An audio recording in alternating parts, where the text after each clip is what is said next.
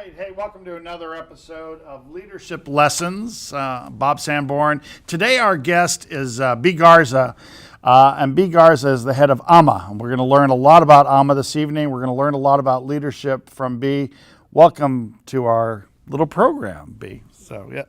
B, we've been starting out these leadership lessons by asking our guests, people that are leaders throughout the Houston community, to, if you were writing a book sort of on advice on leadership, are there a couple of pieces of advice that are sort of key to you in terms of being a leader in Houston and just being a leader in general? Well, I think that being a leader means many things to many people. Yeah. But if we do not keep in mind that being a leader means you're part of a team, then you set yourself up for failure. So I think it's important to remember to be open, to hear your team's thoughts, to be inclusive when it comes to the people you're working with and that you want to be part of your team. They need to be involved in the decision making. They need to feel like they have some skin in the game. When people have skin in the game, they're going to do everything they can to make sure there's some success. So it's about being inclusive. It's about listening. It's about asking people to do things that you would also do. Yeah. So when you start asking people to do things you wouldn't do, you've taken leadership to a place that can be very lonely. So for me, it's been important to have a team around me of people who have the same passion I have, who are as committed as I am, and who will embrace the goal that the organization has set for itself and for the team. Talk a little bit about the listening part, because that seems to be an important step. What does that mean for you when you're saying to be a leader, it's important to listen? Well, when you talk about listening, it really means you take what was said to you and you process it. And you're able to share back to the team or the individual that you heard them and you've implemented or you haven't implemented. But if you haven't implemented, or if you believe that that which they are sharing isn't part of the plan, you have to be ready to share the why. So for communication, then it's going to be two ways. You're going to listen, but then you're going to give them back some information, some feedback. I actually have a director on my team right now who is very comfortable walking in. Well, I said one. It's really the whole team. I had my HR person come in a few months ago and say, close the door. I knew something was up. And she looked at me and she said, B, you owe so-and-so an apology. And she was referring to a management team meeting we had the day before. And then she went on to tell me why she felt I owed my staff an apology. And so I was taken back, because what I didn't realize was how strongly I had delivered the message in front of the team. So I immediately asked my assistant to send out an email that I needed everybody in my office within 10 minutes. And I call it stand-up meeting, which means we're not going to sit down, we don't need the conference room, etc. You want it to be fast. Yes, important, and they walked but fast. in, and I said, I've gathered you, and I shared, because, and I called out the name of the HR person, brought to my attention that I owe someone an apology. And I apologized in front of everybody. Was it easy? No. But I stepped out in front of everybody, so I had to apologize in front of everybody. That's what I mean by listening. And that's a very active listening, isn't it? I mean, it's acting upon how you're listening and what's happening. And and it's being open to those who are on your team. If you don't trust them, and if they're not comfortable enough to call you out when you have misbehaved, you don't really have a team, because you want them to help you be the best you can be. And so they have to have your back in all situations. And that HR director had my back in that situation. That's good. That's someone you trust, that HR director. I do. But the person I apologized to she too has come into my office and said, B, not you owe somebody an apology, but B, have you thought about this? Because you seem to already have this all planned out, and I wonder if you've thought about this. So I'm very much a people person. Yeah. And so I have surrounded myself with people that I trust, and I am a big believer that if you don't trust someone on your team, they should not be on your team. Yeah. Lincoln's sort of surrounded himself, it was called sort of a team of rivals, right? People that liked to argue with him, people that were as smart or smarter than him, and there was a lot of argument. I mean, what do you think about having teams like that? Because not every leader likes that idea of a team of rivals. How do you feel about that? I actually, how do I feel about that? I'm not sure I want rivals. Yeah. Okay, to me that's a little more antagonistic Yep. than I want. Right. Okay, but I can respect that there are some people who might be that much further along than I am. But if you have a team of rivals, you have to have the confidence and the posturing that you can work through that and come out with a resolution. Yeah. For me, it's more about dialogue. It's not about rivals. But it is a team that is as smart, if not smarter, than you. I do believe leaders have to be comfortable to have people who are part of their team that are truly smarter than they are. Yeah. And I also believe that a good leader knows where their weaknesses are, and they staff not only to their strengths but also to their weaknesses. Yeah, we've had people talk about that. Yes. If we were to go to your team over at AAMA, B, and say, describe B. Garza as a leader, how would your team respond? What would they say? What would they say about you and your leadership style? Wow, I think I'm going to go ask them that. I know, right? Yes, I've never actually asked them that. But I think they would say that I am a leader who is actively part of the team. So whenever we have a project, whatever we're working on, I'm going to be there. If we're staying late on a project, I'm going to be there. If I'm not working on the actual hands-on of that, I'll be working on something I need to be doing, but I'm going to be in the building. That I spell out expectations, that I'm direct in what my expectations are, and that I have an open door policy. And when I have the expectation, if it's not coming together, they're going to come and tell me early on because my door is open. But they're going to be also real honest with me if my expectations are unrealistic. But when I spell expectations, they also know that I'm there to provide whatever resources I can. And if I'm not the person, I'm going to go find the person that's going to help us. I also believe that they will say, she is going to do whatever she can to get the resources and the dollars to give us the support we need to do what she is expecting us to do. Give us a very brief idea of what AAMA does. I mean, and you've been the leader there how many years now? 5. 5 years. So give us an idea of what AAMA is doing. Our mission is to inspire leaders and empower learners. And we really state it reverse. We empower learners and inspire leaders. We really believe that our Latino community will advance and take their place within their community, whether it's in their household, in their neighborhood, or citywide, if they are empowered and inspired. They must understand that we must be lifelong learners. The minute we think we've learned everything, we will stagnate and we plateau individually, but we stagnate as a community. And everybody knows the numbers in Houston are staggering when it comes to Latinos and the education level of Latinos and the work skill level for our community. So we're focusing on education. And so we have a charter school this is the first year we will have 6th graders. So Wow. we're very excited about that Yeah. because now we're a full complement of middle and high school. We've been 7th through 12 for many years. But we have a charter school with wraparound services.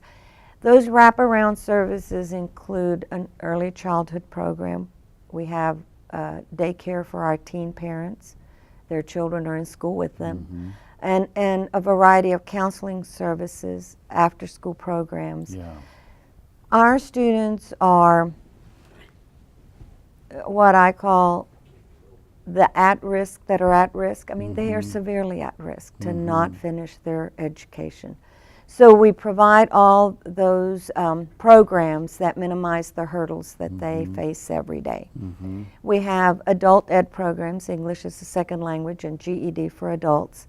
And in that complement, we also have the counseling services. You know, if you have someone coming to us or coming to you asking you to help them get their GED, but they have issues at home, domestic violence, all those other things, how can they sit in class and learn? So it's about minimizing the hurdles while they re-engage in their own education. Yeah. Tell me a little bit, Bea, about your own leadership journey.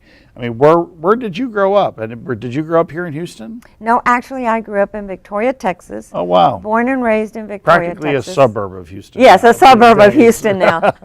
Not when I was a young person, though. That was like out in the country, right? Yes, I love to say that I'm a 4th generation Tejana.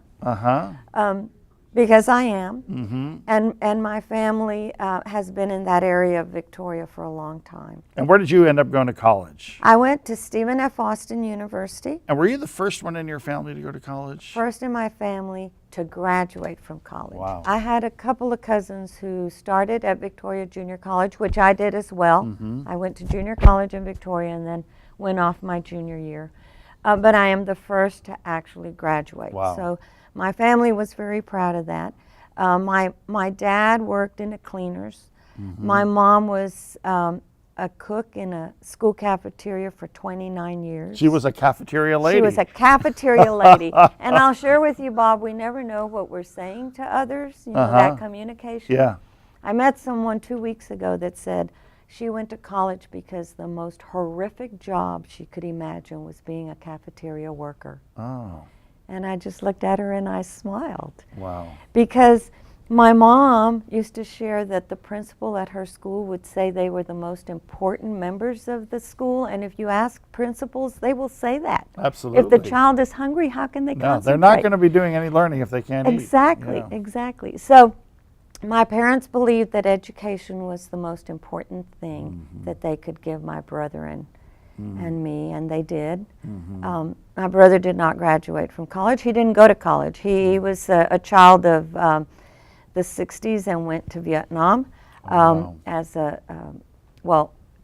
was in the Navy and did his tour in that area during that time and came back and is a success, but without a college degree. And we all know that we can be successes without a college degree.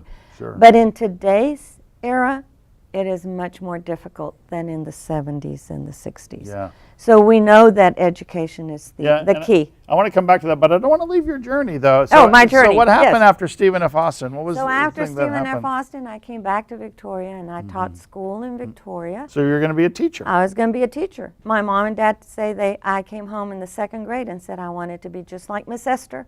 And they worried about how they would pay for college all those years. But my elementary principal, which is where my mom started her career as a cafeteria lady, was my mentor. And she said, Beatrice, if you want to go to college, you worry about that later. Today, we need to get you to graduate from high school. And that's what she advised my parents as well. And I focused on that. I knew I wanted to be a teacher. My cousins played with dolls, and I lined them all up, and I was in front of the class in the backyard teaching my dolls. Wow. So I taught school. I was an elementary school teacher for 10 years. And in that time, I married. My husband and I And was that all in Victoria, those 10 years? No. Okay. I married, and my husband's job out of college took us to Brownsville, Texas. So I taught in Brownsville. I taught in Victoria 3 years. I taught in Brownsville 7. Mm-hmm. And his oil and gas career brought us to Houston with 2 young children. And I came kicking and crying. I just did not want to come to Houston. It was a horrible place. Yeah, so big. So big. Yeah. And he coerced me by saying, but you'll get to raise the girls. So I stayed home and raised the girls. And during that time, I went to U of H. Mm-hmm. I've had these women who have seen more in me than I have seen in myself. So my elementary principal. Then I took a course at U of H, and I was just auditing it. Mm-hmm. And this woman says to me, why aren't you getting course credit for this? Because it was in business. And I said, oh, I'm just a teacher. I will always remember that I said, oh, I'm just a teacher, and I'm doing this for fun. And she shared her journey. She too had been a teacher, a Spanish teacher, and was at that point finishing her CPA and was going to go work for one of the big 8s at that time. Wow. So I sat for the GMAT. Before I knew it, I was in an MBA program. Because I was in the big city and I would never go back to teaching. I was going to take advantage of being in the big city. Graduated with a degree with my MBA. And it was in '86 when Houston went through a terrible oil and gas crash. And my husband got laid off and I went to work and he became Mr. Mom. We reversed our roles. I started in the medical center in HR. And spent 30 years in HR. I actually was in HR and was recruited to Houston ISD to be head of their human resource department. And I did that almost 10 years, which was an interesting way to get back into the education environment. And it was from that job that you then came to AAMA. From that job. To be the head of AAMA. Yes. Wow. Yes. And for you, going from a very large organization like HISD to running still a very large organization, but not nearly the size of HISD, how was that transition for you? And going from an HR director to being the leader of this organization where a lot depended upon you? Well, I actually realized as I look back that my journey prepared me for this. Because, of course, now I have the education background, but I truly have the business understanding from my time at HISD, which is such a huge organization.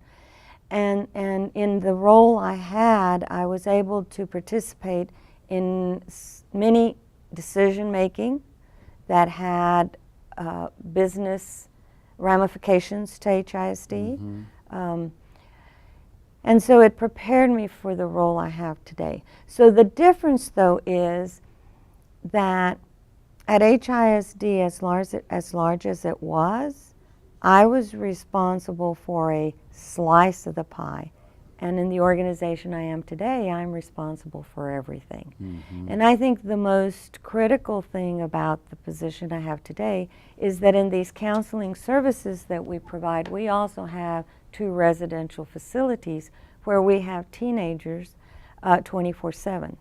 So the responsibility of taking someone's child and saying, I'm going to take care of them better than you is major. So when I'm asked what keeps me up at night, that's what keeps me up at night, is the responsibility that we take on for young people. But it's also about understanding that a nonprofit is an organization that always wants to do good. But you can't do good if you don't take care of your business. And many times you're making decisions of the heart in a nonprofit, and if you're not careful, you haven't taken into consideration that part of the business, because you can't do business if you don't have the funds and the resources. This is a major mistake that leaders in the nonprofit area make, isn't it? Where we enter the profession because of the passion and because of the heart. We want to do good, but a lot of these decisions are about the numbers, right? They're all about the metrics, which seem like the least important things to many on that side. but which as leaders we understand maybe the most important things. Absolutely. Yeah. And in many nonprofits, you start a particular program because your constituency needed it at the time, your client base, your community, and you keep doing it without ever stopping to say, is it still needed? Yeah. Are we still the best provider for that need? So I think in nonprofit, when you talk about what is important, it really is important to check your ego at the door every day and come to the table and truly analyze what it is you're doing, who you're doing it for, and absolutely ask yourself on a regular basis, are we still the best provider of that service? Because in the market today, as funds get less and less, they keep shrinking on us, we truly need to partner. And we truly need to continue to do what we do best and identify who else is doing the best in whatever area of service, and partner. Align yourself with the best providers of these other services. We have got to quit trying to be everything to everybody. Right. No organization can do that. Right, do what you do best. A number of students have sent in questions, and they're asking about sort of the role of Latina leaders in our state. When we look at demographics in our state, the fastest growing population by far, right, is the Latino population. We live in a state where Latinos are the majority and are going to continue to be the majority. And when you look at children, you and I specialize in children, we see that Latino families are by and large very young, and they're having kids, right? This is that big part of the population that's growing. Yet at the same time, we see the highest levels of high school dropouts amongst the Latino population. We see fewer Latinos choosing to go to college. We see Latinos that don't vote. In a majority-minority state, we can't elect a Latino to statewide office. Well, Ted Cruz, but he's Cubano, he's not Latino. So what does the future hold for Latino leaders when the majority of our children, we can't graduate them from high school or send them on to college? What does that mean for us for our future leadership? Well, it's a big question. I'm sorry, B. So. Horrific. Yeah. So that is why AAMA says we must empower learners. They must be re-engaged in their own education, and we must inspire leaders.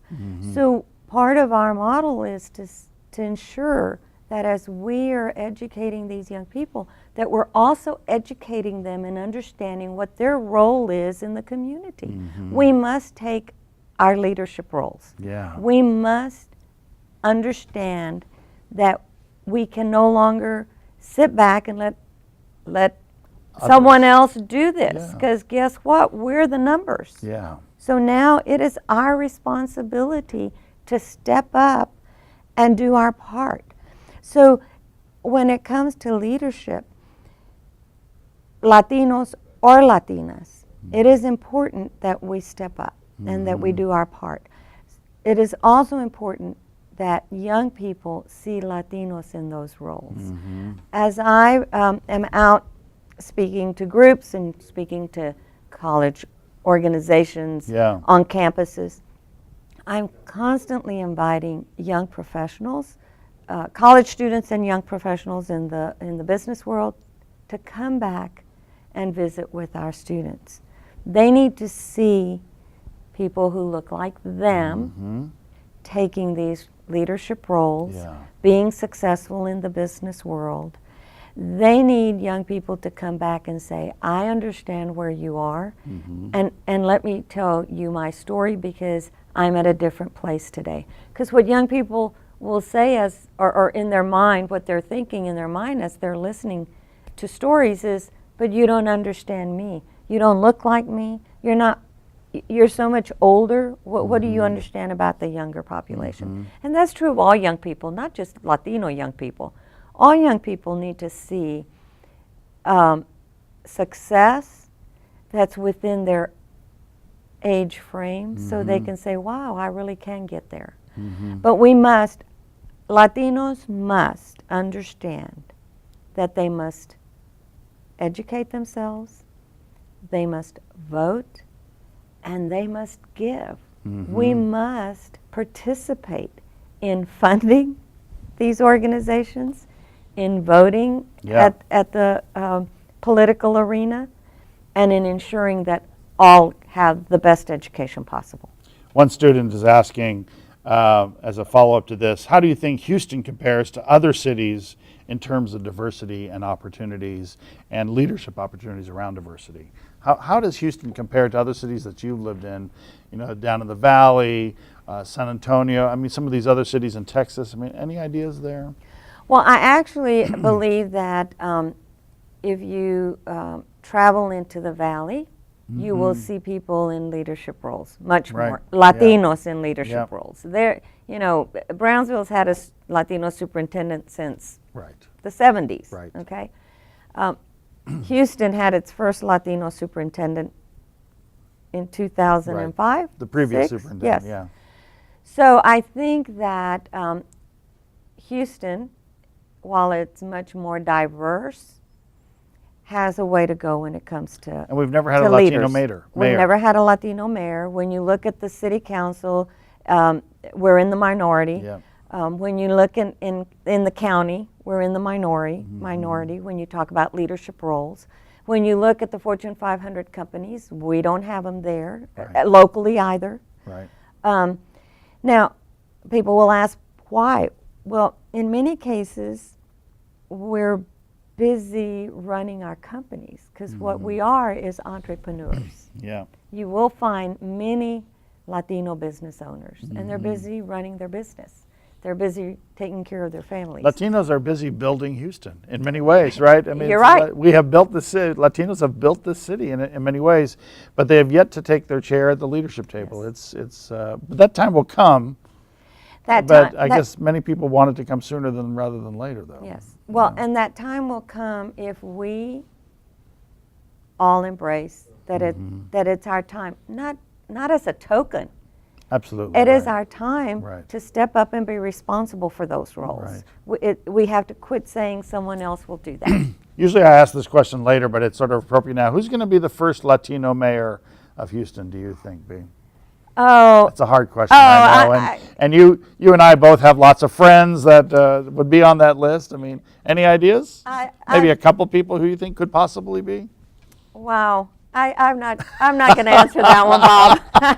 I know you told me only students are watching this, but you also have to know when to be quiet. That communication piece, you have to know when to say, I don't know about that one, Bob. But I don't, personally, I don't think it's going to be in the next 3 or 4 years. It's not going to be in the next 2 elections, which is unfortunate for Houston, I believe, because I do think that, again, just as young people look to people like themselves to hear and listen from, I think our community in Houston would benefit from having leadership that looks like them, to say it's time for all of us to be responsible. Yeah. I actually think that after Anise Parker, we're going to have a Latino mayor. Well, I think we'll talk about it again, won't we? Yeah. So that's what that would be my prediction. Well, I wanted to ask you, if you were to pick out a couple of nonprofit, we've asked this of every leader who's been at this table, a couple of nonprofits in the city of Houston that you think are extraordinary in the way that they're run and they've done good things, and you notice it because of their leadership, which nonprofits might you choose? Well, I think that's an interesting question because there are so many in Houston. There are. If you talk to United Way and Anna Babin, they will advise you, don't open another Right, one. exactly. Go find the one that is already in existence and collaborate with them, because there's something for every issue. Right. But there are some that are just more visible than others. So what would you think of what are the One couple is- that are particularly good? One is the Women's Home. It is an incredible organization doing some great work that I think very few people know about. Right. And they've been doing it for a long time. So that is one that I think is doing great work, good stewardship of their money and their resources. Another one is New Hope Housing. Oh yeah. They too do a That's stellar extraordinary, job. isn't it? Yeah. They do a stellar job. And very few people know they even exist or even know the services they provide. But then we have wonderful organizations, of course, United Way and neighborhood centers. Neighborhood centers, very big. Very big. Yeah. And those are some that are much more visible to the community. One of the things that I think nonprofits have as a challenge is that they are busy doing good work and in most cases do not have time to be out there, what I'm going to say, telling their story. The other is that when you have limited funds, you put those funds in your services. And we don't do a good job of saying we must market ourselves. And that's that business piece. There's some things that business does very well, that research and PR and communications and marketing, and nonprofits don't do that very well. Part of it is that funders have for many, many years given funds, but you couldn't use them for that. Right. And so they've kind of tied nonprofits' hands. And it's time for even funders to understand that nonprofits must be managed as a business would be managed, and that funds need to be made available for those things that business uses funds for. We need to use those funds for those things as well. Let's talk a little bit about mistakes that nonprofits and nonprofit leaders make. We've talked already a little bit about mission creep, not sticking to your mission and adding too many other things on. We've talked about not looking at the numbers or looking at the metrics to sort of keep, again, that focus on our mission.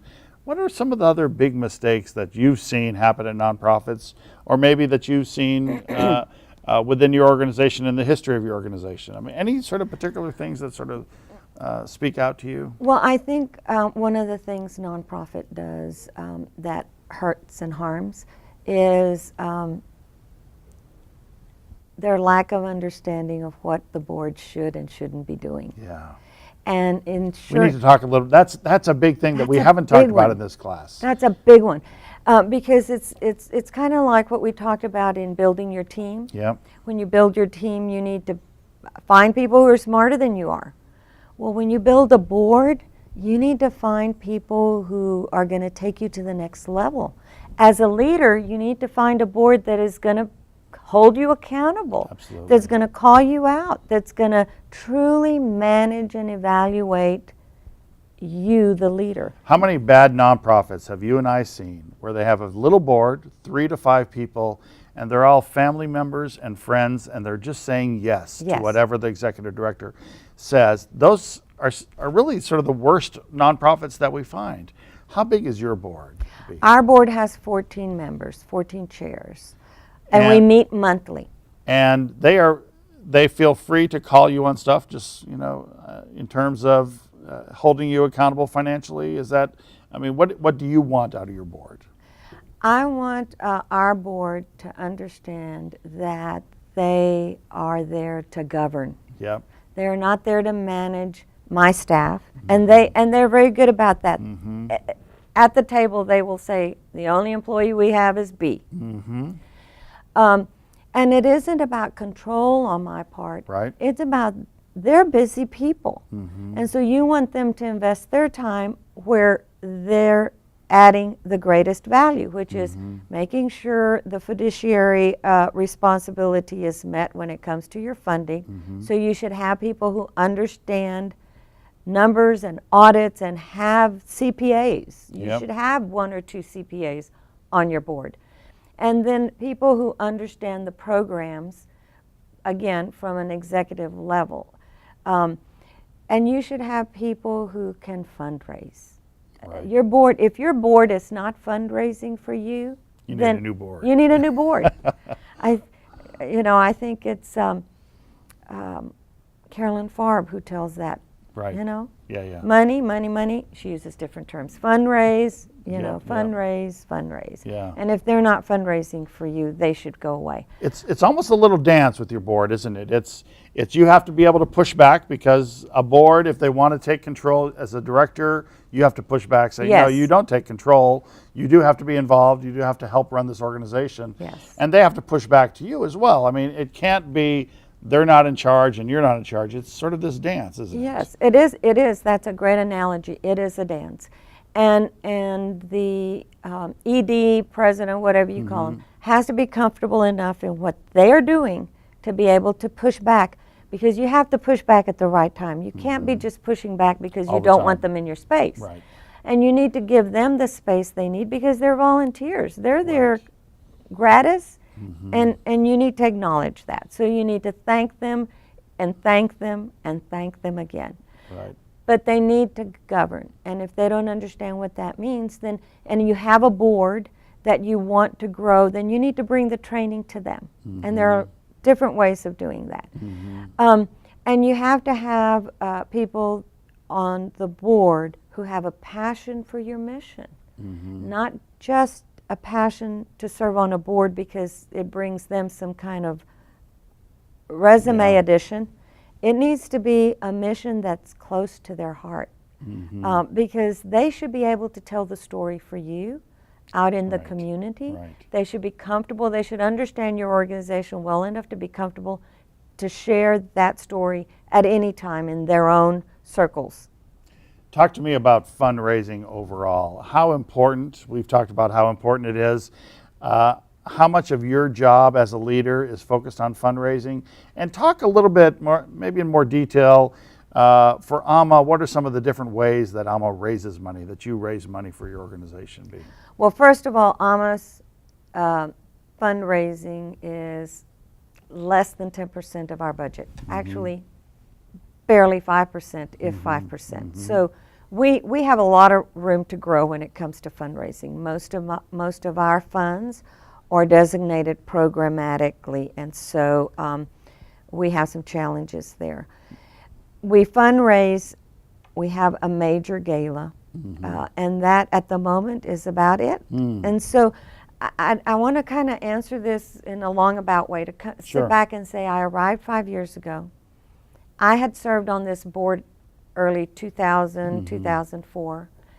And so I thought I knew the organization. And I really believed that I would arrive and that I would empower the team that was there and they would take off running, that's what they had been waiting for a long time. And what I found was that there was little infrastructure, and few processes in place. It wasn't, from what I saw at the board table, what I believed was there was not there.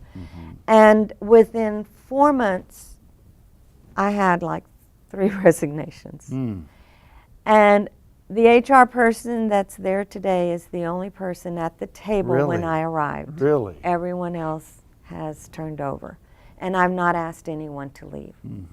So when you come in to an organization and you start looking, following up, asking questions, holding people accountable, they either step up and take off running or they fall out. And that's just the reality. And maybe it was my HR background that helped me deal with that, and I never took it personally, and I just kept on moving forward. But I really spent the first 3 years with this new team putting the processes in place and the infrastructure in place that was needed to run, to take the organization to the next level. And I'm, at the moment, have a development director, and in my 5 years, she's the 3rd one. So in the last 2 years, I think we have built some capacity there, and with our board, and started spelling out with the board what exactly we're needing to do in fundraising and fund development. But it is one of the hardest things. People, if you've never done it, you think, oh, piece of cake, I'll just come in and, you know. Or you're scared to death of it. Or you're scared to death. You're right, you're right. But most people come in and say, oh, I can do it better than who's there. It is a tough area. And fund development people, they move a lot. They do. I mean, you mentioned 3 people, but that's not really that unusual. No. I mean, it seems like, you know, you notice that in hospitals, nurses move, you know, at the drop of a dime. But it's also the same with development people. There's a lot of moving around. And so when you find one that's really good and committed to your mission, you want to try to keep them. You want to try to keep them. But it's a very difficult job because it's a never-ending job. It isn't like a project. You do something and it's done and then it's there and you maintain it. Every day you have to be cultivating people, cultivating relationships, And every day you're looking for a new source, a new source. We also write grants. We've been writing grants that are not so state and federal funding Yeah. driven. We're writing grants that are more foundation driven and corporate driven. Well, you're doing some exciting work, and so it seems to me the more that you do that, and as you get your flow development-wise, it seems like there's great potential, and that's why you're there. There's great potential within the organization, isn't it? Absolutely. That you're meeting every day, but there's even more to be done. Absolutely, there's great potential. Our organization, the services we provide, no one would be happier than to say they're not needed. But the reality is that they're more and more needed every day. And in Houston, especially given these numbers that are staggering, Yeah. you know, more and more children dropping out of school, we have to fix the problem. And until the problem is fixed, we're one of the nets. We take in young people, we get them to grade level, and we graduate them and get them to college. Before we finish up, and I'll have a couple of quick questions for you. When you fundraise, when you develop friends for AAMA, you probably tell stories about some of the students and some of the success stories. Is there a success story or a story of one of your students that you might tell us this evening about AAMA? My staff would be saying, "Oh, Bob, don't go there," because I have lots of stories. And I love telling stories. I love telling stories because that's what it's about. Yeah, it is. That's what people want to hear, right? They want to hear the stories. Yes. I mean, I deal in statistics, but they want to hear the stories. They want to hear the stories. Yeah. We have a young woman today at Sam Houston who came to us. She had no voice. Okay. Her mom and dad, both first-generation immigrants and struggling with jobs. Her mom speaks no English. And her mom tells the story that when she brought her daughter to AAMA, she was concerned about her daughter. The young girl tells the story that she believed that her career would be working at a McDonald's. That's what she believed. She did Genesis Works, which is one of our partners, gets them their senior year an internship at a Fortune 500 company. She is at Sam Houston today on scholarships and is on her third year. She is a success story. Wow. When she tells the story, she talks about being in a pit and just seeing herself spiraling into this pit. It's depression. She doesn't call it depression, but those of us in education know what she's describing as depression.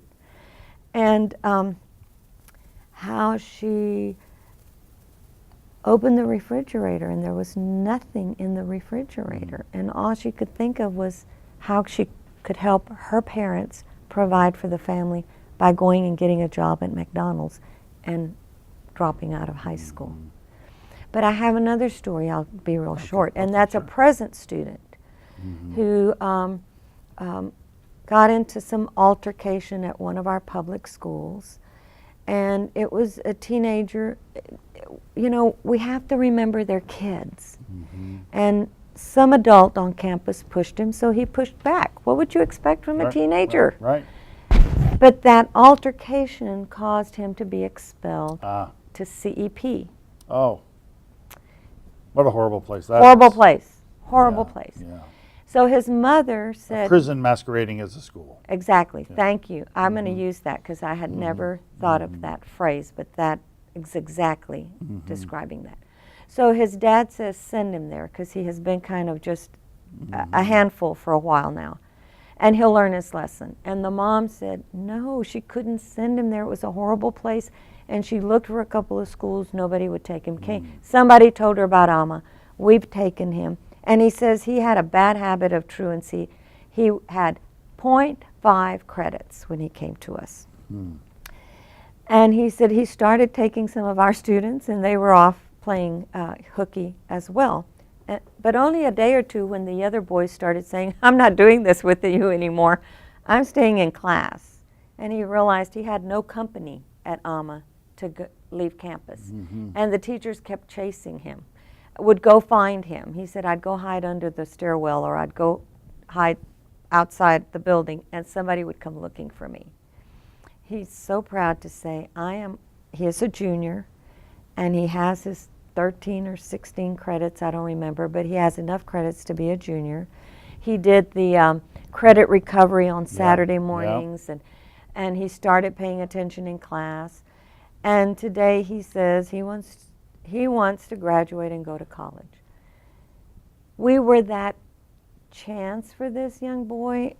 Bob, you and I know if he had been at CEP as his dad wanted, Right. he'd be on his way to juvie. Yeah. I mean, that's a given. Yeah. We need to remember that these young people are still They're children. They're children. Their and sometimes mind, people don't get that. people don't get Yeah. that. Great But you want to stories. talk about leadership. You don't want to talk about my program. No, But no, another day, I love, invite me. We'll talk about I the love program. hearing stories, though. I think they're very important, and they're important for leaders to be able to tell stories about their organizations, and I think people often will forget that. Yes. A couple of quick questions before we finish up. Your favorite restaurant in Houston? America's. America's. What a great place. It's a great place. The first Monday of every month, we have a happy hour that You benefits children. do. It's always And really I'll fun. be there one Monday, Okay, I promise. okay, I haven't good, gotten very there good. yet. I'll buy you a drink. Okay. So, do you have a favorite secret hidden place in Houston that a lot of people don't know about? A place that not too many go, but you love to go there from time to time? Restaurants? No, any type of place. Restaurant, anytime. park. Well, my husband and I like to drive to the east end. We live on the west side of town. And, you know, that story about how I journeyed here, we moved to the west side of town because we were closest to Highway 59 to get to Victoria to see Mom and Dad. They're gone now. But his parents are still there, so we still do Yeah. that journey. But I work on the east end. Yeah. And we love to drive to the east end and find a little taqueria and sit down and have breakfast. Do you have a favorite one? We go to Don Carlos on 74th or 75th for lunch on Saturday or Sundays after church. Because my work is helping people. But when I get to come in and sit at a restaurant and they come and go as people in the community, I'm able to see how the community is flourishing. That area of town is really changing. So when you talk about favorite places, it's how navigation is just beautifying the East End. We have some great little places in the East End that are just a stone's throw from downtown that people need to come out. And there are a lot of great little restaurants out there. I mean, Yes. people think of only Ninfa's on navigation, but No. there's so many others there. Yes, It's sort yes, of amazing. yes. Do you have an idol, B? Is there someone in history that, or someone in Houston that's your idol right now? Well, I have to say that my focus when it comes to those kinds of questions is my faith. I believe that Jesus is my Lord and Savior, and I even believe He sent me to AAMA, and that we have a work to do, and that if we're not here doing His work, being His eyes and ears and hands and feet, then we're wasting an opportunity. Yeah. Where do you go to church, B? I attend Ashford United Methodist on the west side of town. My husband and I raised our children there and have been going to that church since 1980. Wow. And then finally, if they're going to do the B. Garza story, Beatrice Garza story in Hollywood, who's going to play you? Who's the actress? Eva Longoria. Well, you have to pick the most beautiful Latina in Hollywood. Absolutely, right? the most beautiful Latina. And let me tell you something. People dismiss that young woman because of some of the TV parts she's had in the most recent production of whatever that Maid story was. Yeah. But she is brilliant. And she has a real heart for children. And right now she's very active in encouraging people to purchase organic fruits, because organic fruits have not been sprayed by pesticide. And most people don't understand that field labor, it's one of the very few areas where children are still used for labor. Absolutely. That's absolutely right. And there are children in the fields breathing that stuff at age 10. Well, for someone like Eva Longoria to bring that to people's attention, that's major. I mean, It's that's major. one of the great things about our Hollywood actors sometimes, that they can bring some of these things to light. B. Garza, thank you so very much for the work that you do, for the growing organization that's AAMA and all the children that you serve, and for being a great leader in our state. Thank you so much for being on this show. Thank you, Bob, and I thank you for your work, and I appreciate that you're helping us grow more leaders. Absolutely. Thank you. Thanks a lot. Bye-bye. We'll see you next time on Leadership Lessons.